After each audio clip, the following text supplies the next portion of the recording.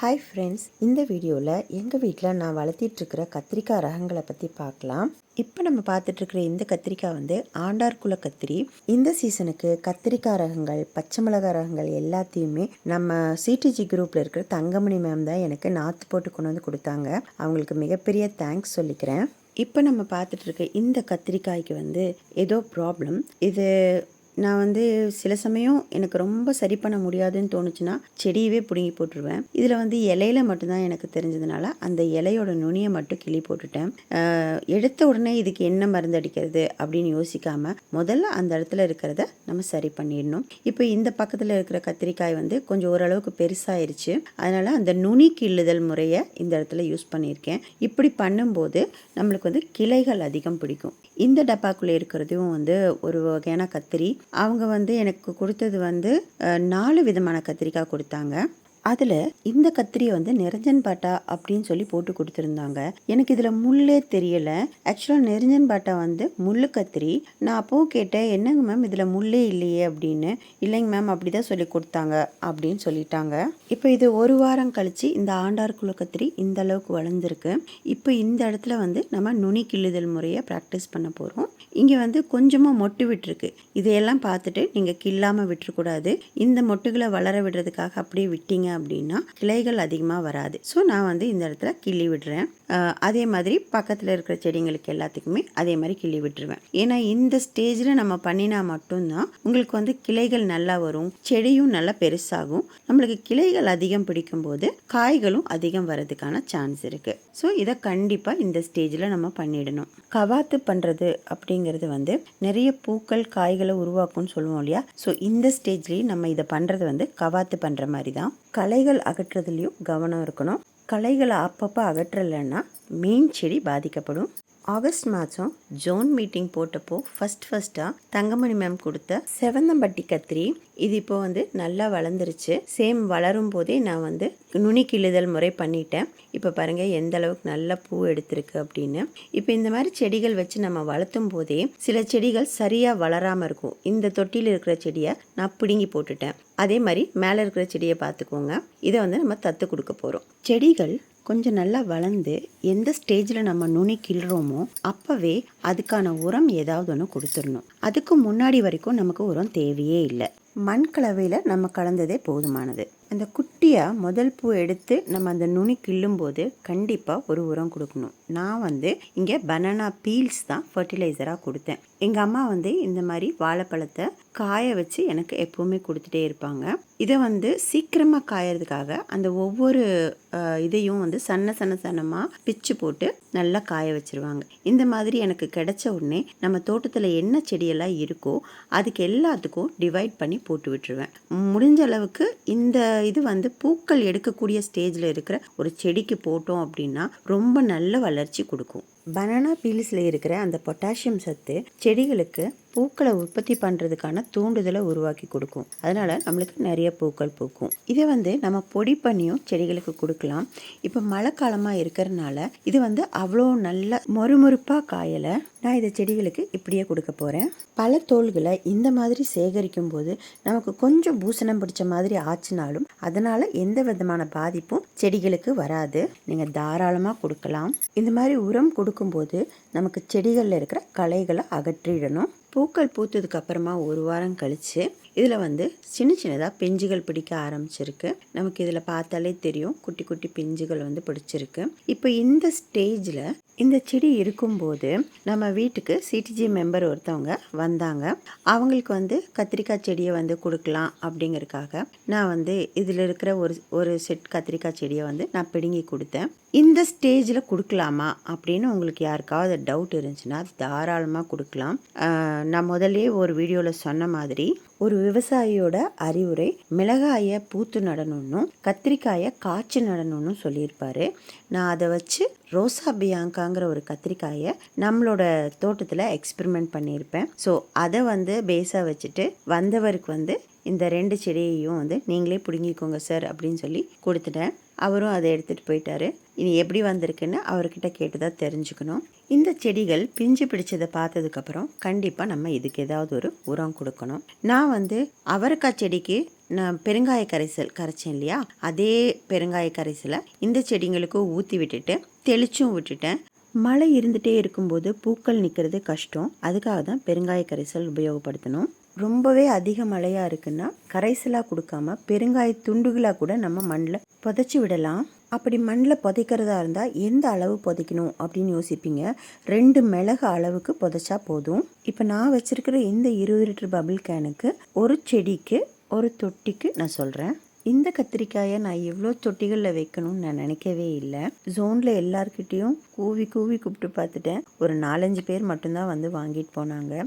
தப்பாக சொல்லலை, ஏன்னா அவங்களுக்கு இந்த ரகம் தேவைப்படாமல் இருக்கலாம், வேறு ரகத்தை அவங்க நட்டு வச்சுருந்துருக்கலாம், இல்லை தொட்டிகள் ரெடியாக இல்லாமல் இருந்திருக்கலாம். இவங்க என்கிட்ட 3 பேக்கெட் அளவுக்கு நிறைய கொண்டு வந்து கொடுத்துருந்தாங்க. ஸோ எல்லாத்தையுமே வேஸ்ட் பண்ணிடக்கூடாதுங்கிறதுக்காக நான் இந்த மாதிரி தொட்டிகளில் வரிசையாக நட்டு வச்சுட்டேன். இந்த ரகத்திலிருந்து இதுதான் முதல் அறுவடை. ஃபஸ்ட்டாக நமக்கு இப்போ ஒரு 7 காய் வரைக்கும் மட்டும் கிடச்சிருக்கு.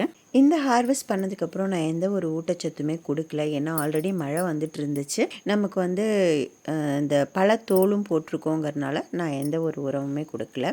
இது இப்போ வந்து செகண்ட் செட் ஆஃப் ஹார்வெஸ்ட்டுக்கு ரெடி ஆகிடுச்சு. செடி பார்த்திங்கன்னா நிறைய பழுத்த இலைகள் இருக்குது. அதே மாதிரி தொட்டியில் பார்த்திங்கன்னா நிறைய களை வர முளைச்சிருக்கு. இப்போ நம்ம இதுக்கு வந்து ஏதாவது ஒரு ஊட்டச்சத்து கொடுக்கலாம் அப்படின்னாலும் முதல் விஷயமா இதுக்குள்ளே இருக்கிற களை எல்லாத்தையுமே எடுத்துட்டு பழுத்த இலைகள் எல்லாத்தையுமே பிச்சு எடுத்துட்டு அதுக்கப்புறம் தான் நம்ம ஒரு உரம் கொடுக்கணும். இந்த கத்திரிக்காய் செடியில் இப்படி நம்ம அந்த காய்களை எல்லாம் பார்க்கும்போதே நமக்கு வந்து இலைகளுக்கு இடையில ஏதாவது பூச்சிகள் இருக்கா அப்படின்னும் பார்த்துடணும். பூச்சிகள் எதுவும் இல்லை அப்படின்னா ஓகே. பூச்சிகள் இருந்தால் முடிஞ்ச அளவுக்கு அந்த இலைகளையே பிச்சு எடுத்துடணும்.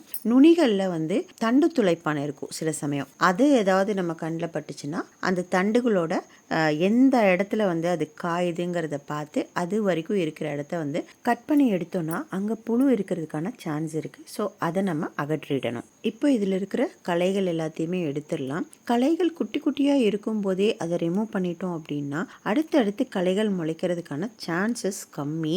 ஒவ்வொரு டைம் பூக்கள் பூக்கிறதுக்காக பெருங்காய கரைசல் தெளிக்கலாமா அப்படின்னு கேட்டிங்கன்னா தாராளமாக தெளிக்கலாம். ஆனால் மழை காலத்தில் தேமோர் கரைசல் தெளிக்க வேண்டாம். ஏன்னா அந்த மோரில் இருக்கக்கூடிய பாக்டீரியா பூஞ்சைகள் உருவாகிறதுக்கான காரணமாக இருக்கலாம். ஸோ வெறும் பெருங்காய கரைசல் தாராளமாக தெளிக்கலாம். அதே வெயில் காலமாக இருந்தால் கண்டிப்பாக தேமோர் கரைசல் உபயோகப்படுத்துங்க. இது என்னோட செகண்ட் ஹார்வெஸ்ட்டு. இதில் நமக்கு கிட்டத்தட்ட 500 கிராம் 1/2 கிலோ அளவுக்கு கிடச்சிது. இப்படி நம்ம ஹார்வெஸ்ட் பண்ணும்போது அந்த செடிகளில் இருக்கிற பிஞ்சுகளாக இருந்தாலும் கூட பறிக்கிறது நல்லது. நம்ம கடையிலெல்லாம் போய் வாங்கும்போது நம்ம பிஞ்சாக இருக்கிற கத்திரிக்காய் தானே பார்த்து வாங்குவோம். ஸோ அந்த மாதிரி பிஞ்சாக இருந்தாலும் கூட நீங்கள் பறிச்சிடணும். அப்போ தான் அந்த செடி வந்து திரும்ப அடுத்து சட்டுன்னு பூஸ்டப் ஆகிறதுக்கு ஈஸியாக இருக்கும். இந்த ட்ரம்மில் நான் ஆட்டுப்புழுக்கையை ஊற வச்சுருக்கேன்.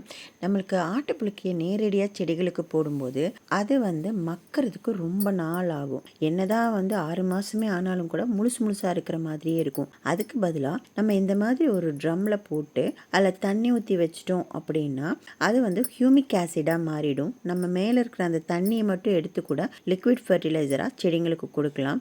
இது வந்து செடியோட வளர்ச்சிக்கு ரொம்ப ரொம்ப உதவியாக இருக்கும். ஸோ இதை வந்து நான் இந்த மாதிரி ஊற வச்சுருக்கேன். இதிலிருந்து ஒரு 5 லிட்டர் மட்டும் எடுத்து அந்த கீழே இருக்கிற 20 லிட்டர் பபிள் கேனில் ஊற்றிக்கிறேன். இந்த ஆட்டுப்புழுக்கையை ஊற வச்சு எடுக்கிற முதல் தண்ணிங்கிறதுனால ரொம்ப அதிகமான கான்சன்ட்ரேஷனோடு இருக்கும். அதனால் ஃபர்ஸ்ட் டைல்யூஷனுக்கு 5 லிட்டரோட 15 லிட்டர் தண்ணி கலந்து ரெடி பண்ணி வச்சுக்கிட்டேன். இது நம்ம வீட்லேயே இருந்த சப்போட்டா மரத்துலேருந்து விழுந்த பழங்களை வச்சு செஞ்ச ஃப்ரூட் ஃபெர்மெண்டட் ஜூஸ். இப்போ இதிலிருந்து நம்ம எடுத்துக்க போகிறோம். இது வந்து நான் அரைக்காமல் செஞ்சது. பக்கத்தில் இருக்கிறது பார்த்திங்கன்னா அந்த சப்போட்டா பழங்களை அரைச்சி செஞ்ச ஃப்ரூட் ஃபெர்மெண்டட் ஜூஸு. இதை நம்ம பல்ப்ஸோட 1 லிட்டர் அளவு எடுத்து 20 லிட்டர் தண்ணியில் மிக்ஸ் பண்ணி அதையும் எடுத்துக்கலாம். இந்த செகண்ட் கேனில் நான் ஃப்ரூட் ஃபெர்மெண்டட் ஜூஸ் தான் கலந்துருக்கேன். இப்போது அது நிறக்க நம்ம தண்ணி நிறச்சிக்கலாம். இப்போ பக்கத்துலேயே இருக்கிற இந்த ஹியூமிக் ஆசிடோட நான் வந்து 1/2 லிட்டர் கோமயம் சேர்த்த போகிறேன். ஆட்டுப்புழுக்க, மாட்டுச்சாணம், அதே சமயம் இந்த யூரியா, இது எல்லாமே பார்த்திங்கன்னா செடியோட வளர்ச்சிக்கு, அதாவது பச்சைக்கட்டி வளரும்னு சொல்லுவாங்கள்ல, அந்த மாதிரி வளர்கிறதுக்கு ரொம்ப உபயோகமாக இருக்கும். நம்ம எடுத்துக்கிட்ட இந்த ஃப்ரூட் ஃபெர்மெண்டட் ஜூஸ் இருக்கு இல்லையா, அது வந்து பூ பூக்கிறதுக்கும் அதே சமயம் காய்கள் நல்லா பிடிக்கிறதுக்கும் உதவியாக இருக்கும். நம்ம இப்போ இந்த 2ல் இருந்தும் 1 லிட்டர் தண்ணி எடுத்து அதை 10 லிட்டர் தண்ணியோட மிக்ஸ் பண்ணி தான் செடிக்கு ஊற்ற போகிறோம். கான்சன்ட்ரேட்டடாக ஊற்றலை. எவ்வளோ டைல்யூட் பண்ண முடியுமோ அந்த அளவுக்கு டைல்யூட் பண்ணியிருக்கேன். இந்த மிக்சிங் வந்து உங்களுக்கு கன்ஃபியூஷனாக இருந்துச்சுன்னா கொஞ்சம் நாள்லேயே பழகிரும். இந்த அளவு கொடுத்தா பரவாயில்ல அப்படிங்கிறது நம்ம மனசில் வந்துடும். ஸோ அந்த அளவுக்கு நான் வந்து டைல்யூட் பண்ணி இப்போ கொடுத்துருக்கேன். இதை வந்து இந்த மாதிரி மிக்ஸ் பண்ணி கொடுக்கலாமா அப்படின்னு உங்களுக்கு ஒரு கொஸ்டின் வந்துச்சுன்னா தாராளமாக கொடுக்கலாம். இது ஹோல்சம் என்பிகே ஃபர்டிலைசர். ஆட்டுப்புழுக்கையில் நைட்ரஜன் சத்தும் நம்ம போட்டுக்கிற ஃப்ரூட் ஃபெர்மெண்டட் ஜூஸில் இருக்கிற ஃப்ரூட்ஸில் பொட்டாசியம் சத்தும் அதில் நம்ம கலந்துருக்கிற வெள்ளத்தில் பாஸ்பரஸ் சத்தும் இருக்குது. செகண்ட் ஹார்வெஸ்ட்டுக்கு அப்புறம் நவம்பர் 10 பாருங்கள் என்னோடய செடி எப்படி ஆயிடுச்சு அப்படின்னு. இது ஏன் இந்த மாதிரி ஆச்சுன்னா, நடுவில் ஒரு நாள் மழை வந்துச்சு. அதாவது நம்மளோட செகண்ட் ஹார்வெஸ்ட்டுக்கு அப்புறம் உடனே ஒரு 2 நாள் கழித்து மழை வந்துச்சு. அதுக்கப்புறம் நான் வந்து எப்போவுமே மழை வந்தால் ஒரு 3 நாள் விட்டுருவேன். தண்ணியெல்லாம் எதுவும் ஊற்றவே மாட்டேன். நானும் சரி பரவாயில்ல கொஞ்சம் இருக்கும் தண்ணி இருக்கும்னு நினச்சிட்டு நான் பாட்டுக்கு விட்டுட்டேன். இது வந்து செடிங்க கொஞ்சம் பெரிய பெரிய செடிங்கிறனால இது இந்த தொட்டி கீழே இருக்கிற மண் வந்து ரொம்ப சீக்கிரம் ட்ரை ஆகிடுச்சு. இந்த பக்கம் பாருங்கள் ஃப்ரிட்ஜ் பாக்ஸில் எந்த அளவுக்கு செழிப்பாக இருக்குது செடின்னு. ஃப்ரிட்ஜ் பாக்ஸோட அளவு வந்து பெருசுங்கிறனால அதில் வந்து தண்ணி சத்து இருந்திருக்கு. இது வந்து ரொம்ப சின்ன சின்ன தொட்டிங்க, அதுவும் செடியும் பெருசாயிட்டுதுங்கிறனால கொஞ்சம் வாடி போயிடுச்சு. இது போச்சா அவ்வளோதானா அப்படின்னு நீங்கள் நினைக்கக்கூடாது. கத்திரிக்காய் செடியெல்லாம் அந்தளவு கிவ் அப்பே பண்ணாது. பாருங்கள் நான் மத்தியானம் 3 மணிக்கு மேலே வந்தேன். ஸோ அப்போ உடனே நான் தண்ணி ஊற்றலை. 5 மணி போல் தண்ணி ஊற்றினதுக்கப்புறம் இப்போ 6 மணி நான் வீடியோ எடுக்கும்போது ஓரளவுக்கு ரெடி ஆகிடுச்சு பாருங்கள். ஒரு நாள் இல்லை 2 நாள் இந்த மாதிரி தெரியாமல் தண்ணி ஊற்றாமல் விட்டுட்டீங்க அப்படின்னா கண்டிப்பாக அந்த செடியை வந்து மீட்டெடுக்க முடியும். நம்ம பாட்டில் வச்சுருக்கனால தான் இந்த பிரச்சனை. தரையாக இருந்தால் இப்படி இருக்காது. இப்போ பாருங்கள் செடி எந்த அளவுக்கு ரெடி ஆயிடுச்சுன்னு. சூப்பராக இருக்கு இல்லைங்களா? இந்த மாதிரி உங்கள் தோட்டத்தில் ஏதாவது எக்ஸ்பீரியன்ஸ் பண்ணியிருக்கீங்களா அப்படிங்கிறதையும் எனக்கு சொல்லுங்கள். இப்போவும் இந்த செடிகள்லேருந்து வாரம் ஹார்வெஸ்ட் எடுத்துக்கிட்டு தான் இருக்கேன். அடுத்ததாக பார்த்தீங்கன்னா பெரிய ஃப்ரிட்ஜ் பாக்ஸில் வச்ச கத்திரிக்காயும் கருப்பு ட்ரம்மில் வச்சிருக்கிற கத்திரிக்காய்களும் அதே மாதிரி நிரஞ்சன் பட்டான்னு சொல்லக்கூடிய கத்திரிக்காயும் எப்படி வளர்ந்துருக்கு, அதில் என்ன ப்ராப்ளம் வந்துச்சு, எப்படி ரெக்டிஃபை பண்ண அப்படிங்கிறத அடுத்த வீடியோவில் பார்க்கலாம். யூஸ்ஃபுல் இன்ஃபர்மேஷன்ஸ்க்கு நம்மளோட சேனலை சப்ஸ்கிரைப் பண்ணிக்கோங்க. தேங்க்யூ.